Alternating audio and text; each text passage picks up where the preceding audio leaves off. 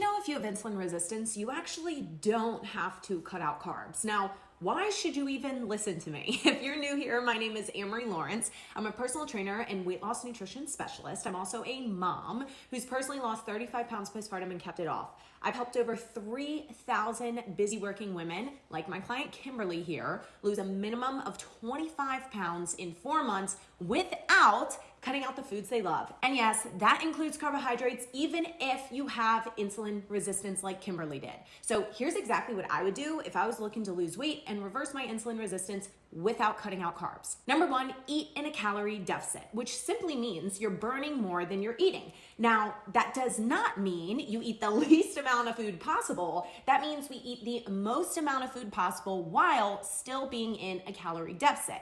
I'm actually hosting a workshop on this on Monday, March 10th called A Busy Mom's Hack to 25 Pounds Down by Summer that'll map out your step-by-step blueprint that, you guessed it, will help you lose 25 pounds by summer. If you want access to it, comment below workshop and I'll send you over the details. Number two, eat a balance of proteins, fats, and carbs. Yes, you heard me, eat the carbs even if you have insulin resistance. My client Kimberly lost a total of 65 pounds, reversed her insulin resistance, got off all of her medication, and was eating over 200 grams of carbs per day.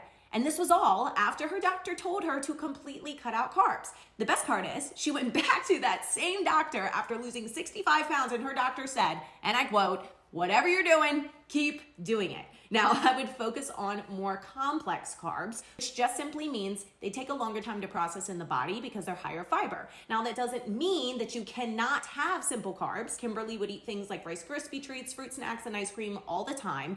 This just means be intentional about eating what you want, but adding what you need. So for instance, if you're gonna have simple carbs like pancakes for breakfast, make sure you add some protein and fats to round out the meal and keep you fuller for a longer period of time without the sugar crash. Number three, resistance training. If you wanna keep all the curves in all the right places, you're gonna wanna start incorporating some sort of weight training. The more muscle you have, the easier it is for you to lose fat and keep it off and reverse your insulin resistance. Now, this doesn't mean you have to spend hours in the gym. 90% of my clients work out 100% from home with resistance band and body weight movements. So don't overcomplicate it. Next, go for walks. Walking is one of the most underrated forms of cardio, and it's the easiest way to get movement in. Stroller walks, walks with the family, treadmill, it doesn't matter how you get it in.